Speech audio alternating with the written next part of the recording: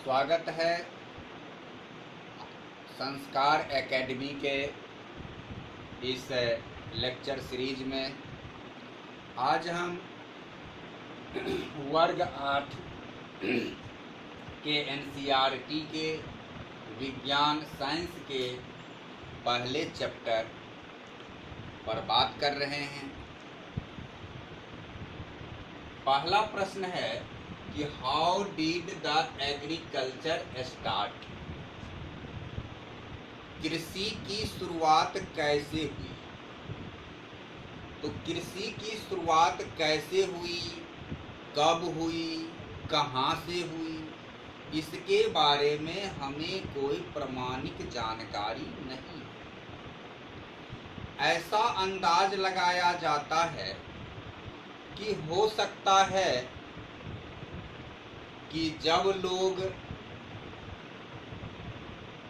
Food collector था, भोजन संग्राहक था, तो संचित किए हुए भोजन को कहीं जमीन में गाड़ कर रखा होगा, किसी से छिपाने के लिए या फिर भविष्य में उपयोग करने के लिए, और समय आने पर उस छुपाए हुए दाना से पौधा उगाया होगा, फिर उस पौधा में उसी तरह के फल लगे होंगे, ऐसा देखा होगा और ये सोचा होगा कि यदि हम दाना को एक जगह गाड़ें जमीन में तो हम फसल उत्पादन कर सकते हैं, उपजा सकते हैं, और इस तरीका से एग्रीकल्चर का विकास हो गया होगा। तो हम इसका जो उत्तर लिखेंगे यही लिखेंगे कि पहली बात हम जानते हैं कि हमें भोजन के लिए निर्भर करना है प्लांट्स पर, पौधा पर, क्योंकि जंतु में भोजन को बनाने की एबिलिटी नहीं है, क्षमता नहीं है। हम चाहें डायरेक्टली और इनडायरेक्टली डिपेंड्स करते हैं पौधे पर।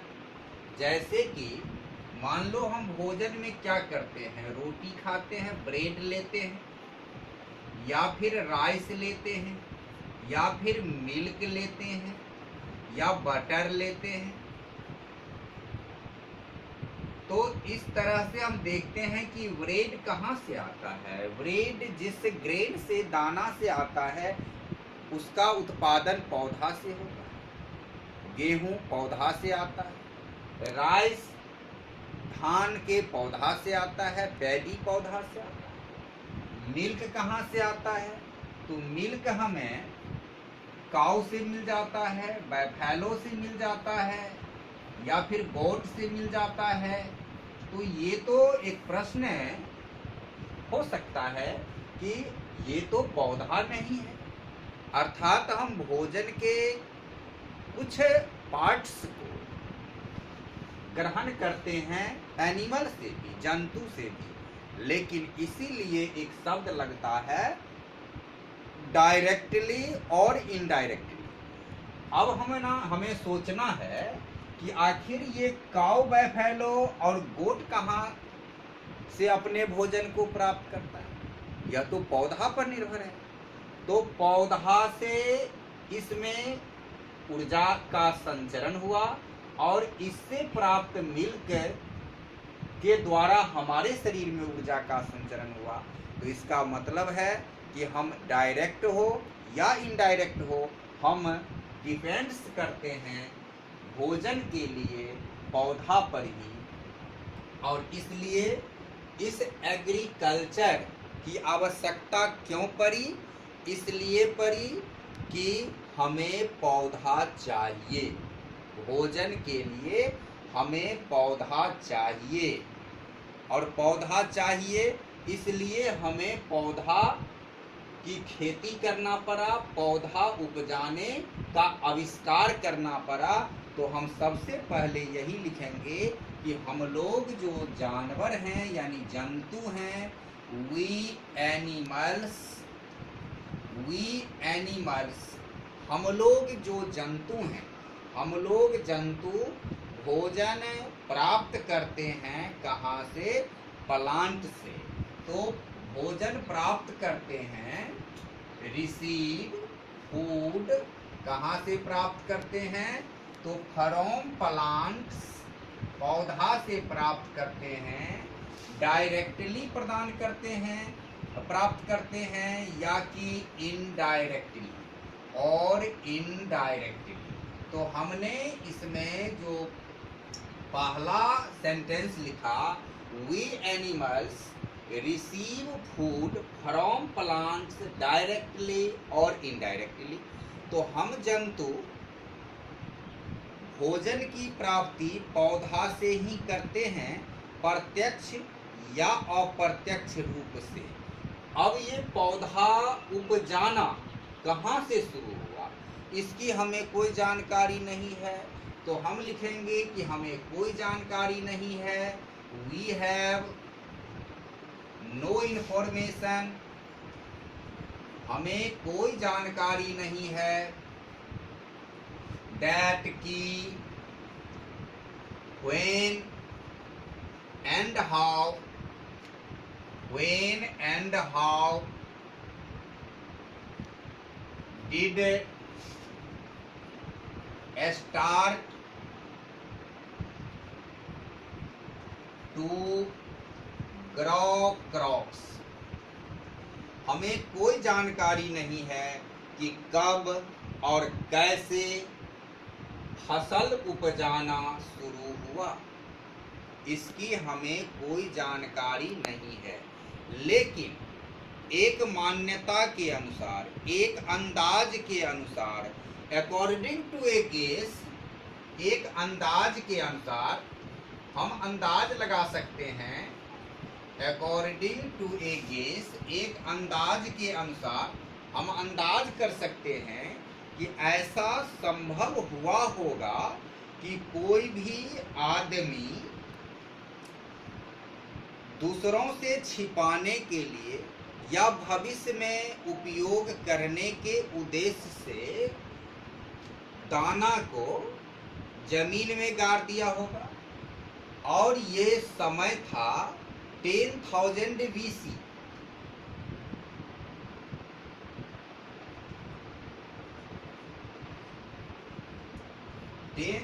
अकॉर्डिंग टू ए गेस, एक अंदाज के अनुसार 10,000 BC। BC का मतलब होता है बिफोर सेंचुरी, ईसा पूर्व। जब से हमारा ईस्वी शुरू हुआ है, जैसे कि अभी हम 2020 में चल रहे हैं, तो 10,000 और प्लस ये 2000, 12,000 वर्ष पहले हुआ। तो एक अंदाज के अनुसार कि 10,000 BC, 10,000 वर्ष पहले, एक अंदाज के अनुसार 10,000 वर्ष पहले दी मेन यानी आदमी क्या किया होगा? वुड प्रोवाइड द ग्रेन, दाना को गाड़ा होगा। प्रोवाइड द ग्रेन, किस लिए गाड़ा होगा? तो गाड़ने का उद्देश्य होगा कि फीडिंग और यूजिंग इन फ्यूचर, भविष्य में उपयोग करने के लिए गाड़ा होगा, या कि छिपाने के लिए गाड़ा होगा। और समय आने पर वह देखा होगा कि ग्रेन जो है, दाना कन्वर्ट हो गया है पौधा में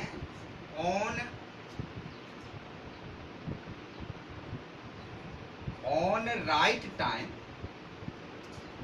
सही समय पर। दे वुड सी, ये देखा होगा, दैट की दोज ग्रेन, वे दाना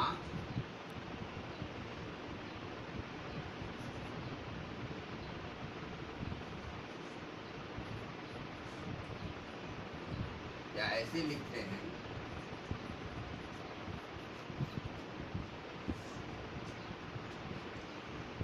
कन्वर्टेड इनटू प्लांट, वे दाना पौधा में बदल गया है, यानी दाना वडिंग हो गया है, अंकुर हो गया है, और अंकुर होने के बाद उस दाना से पौधा बन गया है। और इस तरीका से वह सोचा होगा, and they would able to think that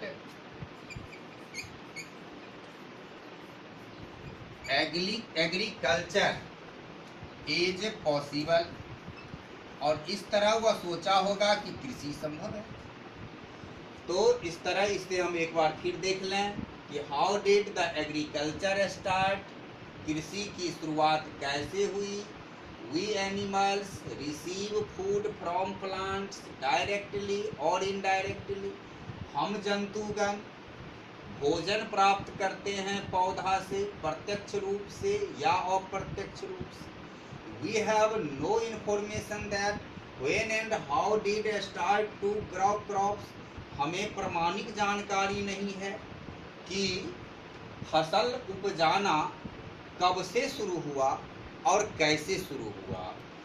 according to a guess, एक अंदाज के अनुसार 10,000 BC, 10,000 ईस्वी पूर्व, the main would provide the grain feeding और यूजिंग इन फ्यूचर, लोग दाना को गाड़े होंगे, अनाज को गाड़े होंगे जमीन के अंदर, किस लिए, तो दूसरों से छिपाने के लिए या फिर भविष्य में उपयोग करने के उद्देश्य से। On right time they would see that, सही समय पर वे देखे होंगे कि those grain converted into plant, कि वे दाना जिसे हमने गाड़ा था वो पौधा बन गया। And they would able to think, और तब वे लोग सोचने में सक्षम हुए होंगे दैट एग्रीकल्चर इज पॉसिबल, कृषि संभव है।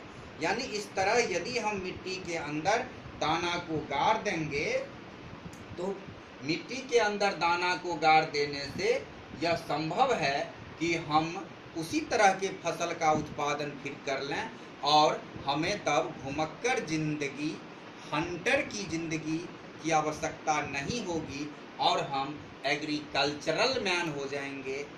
तो इस तरीका से एक अंदाज है, प्रमाणिक नहीं है, स्टैंडर्ड नहीं है, प्रूफनेस नहीं है। तो इस तरीका से कृषि की आविष्कार हुआ होगा, ऐसा अंदाज लगाया जाता है। तो हमने आज पहला प्रश्न ये लिया कि आखिर एग्रीकल्चर की शुरुआत कैसे हुई। अब इसके बाद हमने देखा कि जब ये प्लांट उत्पादन हुआ तो इसके फलस्वरूप फसल प्रोड्यूस होने लगा, क्रॉप प्रोड्यूस होने लगा। तो हम जानेंगे कि क्रॉप किसे कहते हैं। इसे लिखने की जिसे आवश्यकता होगा वीडियो को पॉज करके लिख लेगा, या फिर साथ साथ समझते हुए लिख सकता है तो लिखेगा। तो इसके आगे की प्रश्न पर हम चलते हैं कि व्हाट इज क्रॉप, क्रॉप किसको कहते हैं। इसलिए यह प्रश्न हमारे लिए महत्वपूर्ण है कि हम देखा कि धरती से उगने वाले पौधा, धरती से उगने वाले पौधा से ही कृषि की आविष्कार हुई। और धरती से उगने वाले तो बहुत सारे पौधे होते हैं, बहुत सारे घास होते हैं, बहुत सारे ऐसे अवांछित जो कि हमें अनरिक्वायर्ड है, जिसकी हमें कोई आवश्यकता नहीं है, या यूँ कहें कि जो हमारे लिए हानिकारक ही होता है, ऐसे भी वीड्स उगते हैं धरती से। तो फिर इसमें हमारे लिए जो ज़रूरत है, जिससे हम भोजन की पूर्ति करते हैं, ऐसे पौधा को हम क्या कहते हैं, तो ऐसे पौधा को हम क्रॉप कहते हैं। और इसलिए हमारा दूसरा प्रश्न है कि व्हाट इज क्रॉप, फसल किसको कहते हैं। जब सभी पौधा धरती से उगता है तो हम क्रॉप किसको कहेंगे, हम फसल किसको कहेंगे। तो फसल हम ऐसे पौधा को कहते हैं जैसे एक क्षेत्र के अंतर्गत एक ही प्रकार का पौधा उपजाया जाता है, अपने नहीं उपजता है। उपजाया कैसे जाता है?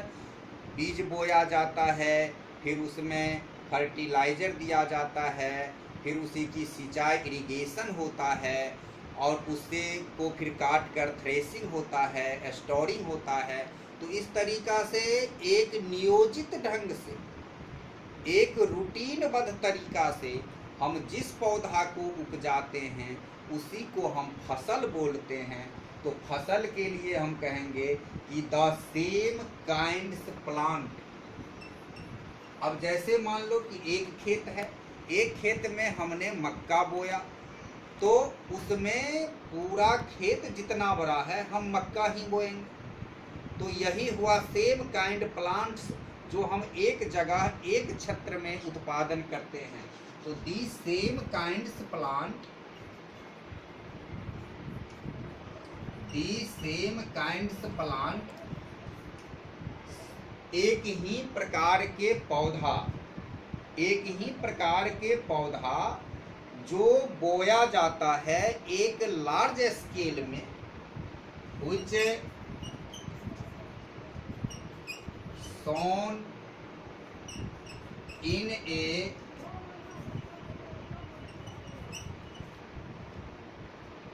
यह पौधा एक समान प्रकार का पौधा, एक ही तरह के पौधे जो बोए जाते हैं एक विस्तृत पैमाना पर, स्केल पर, एक बड़े पैमाना पर, जिसे बोया जाता है एट ए पैलेस, एक स्थान पर। जैसे एक खेत है तो एक स्थान हुआ, उस खेत में हम एक ही तरह के पौधा बोते हैं। तो the same kinds plant which sown in a large scale at a palace is called crop। इसी को हम क्या कहते हैं? क्रॉप कहते हैं। The same kinds plant which sown in a large scale at a palace is called crop। अब crop में क्या है कि क्रॉप अनेक टाइप्स के होते हैं, अनेक टाइप्स के होते हैं। हम यहाँ समझ लेते हैं। जैसे कि सीरियल है, जिसे कि तुम अनाज बोलते हो या खाद्य पदार्थ बोलते हो। उसके बाद जैसे कि पल्स है, जैसे कि वेजिटेबल है, जैसे कि फ्रूट है, ये सब क्रॉप्स के अंतर्गत आते हैं। हमने इन सबों के प्लांट्स को सॉन्ड करते हैं, बोते हैं, फिर उसकी समुचित देखभाल करते हैं और उससे हमें प्राप्त होता है। तो ये अनेक प्रकार के होते हैं। फिर एक और इसमें आता है कि हम कुछ ऐसे प्लांट्स हैं जिसकी बुआई हम जाड़ा ऋतु में करते हैं, कुछ की बुआई हम गर्मी ऋतु में करते हैं, कुछ की बुआई हम वर्षा ऋतु में करते हैं। तो इस आधार पर जो क्रॉप्स को बांटा गया है वह दो प्रमुख प्रकार है। तो यहाँ हम इसमें लिखेंगे कि there are two main types, there are two main types of crop. फसल की दो मुख्य प्रकार हैं। पहला प्रकार है खरीफ, पहला प्रकार है कि खरीफ क्रॉप, और दूसरा प्रकार है रबी क्रॉप। तो इस तरीके से there are two main types of crop, दो प्रमुख प्रकार हैं, दो प्रमुख प्रकार हैं क्रॉप्स के, खरीफ क्रॉप और रबी क्रॉप। अब हम खरीफ क्रॉप किसको कहते हैं? खरीफ क्रॉप्स वैसा क्रॉप्स है जिसकी बुआई वर्षा की ऋतु में होता है, रेनी सीजन में होता है। तो इसके अंतर्गत हम लिखेंगे कि the crops, the crops which are sown in rainy season, in rainy season is called kharif crop। अब है कि the crops which are sown in rainy season, ऐसा फसल जिसकी बुआई वर्षा के समय में हो, वर्षा की ऋतु में हो। एज फॉर एग्जाम्पल हम ले सकते हैं जैसे कि पैडी धान की पौधा, जैसे कि मैजे मक्का की पौधा, और इसी तरीका से खरीफ फसल के अंतर्गत जो है वह सोयाबीन है, कॉटन है, सोयाबीन की फसल, कॉटन यानी कपास की फसल, ग्राउंड नट बादाम की फसल, ये सब जो है ये सब हमारे खरीफ फसल के अंतर्गत हैं, क्योंकि इस सब की बुआई वर्षा की ऋतु में होता है। अब दूसरा है रबी फसल, रबी क्रॉप्स। अब रबी क्रॉप्स हम किसको कहते हैं? ऐसा फसल जिसकी बुआई जाड़ा के ऋतु में होता है। तो the crops which are sown in winter season, sown in winter season is called rabi crops. इसे हम रबी क्रॉप्स कहते हैं। रबी क्रॉप्स जैसे कि एग्जाम्पल उदाहरण है व्हीट गेहूं है, ग्राम चना है, और इसी के तहत और है जैसे कि सरसों है, मुस्टार्ड, या फिर लाइन सीड है जिसे कि तुम अलसी कहते हो, तीसी, लाइन सीड। तो ये सब रबी फसल है।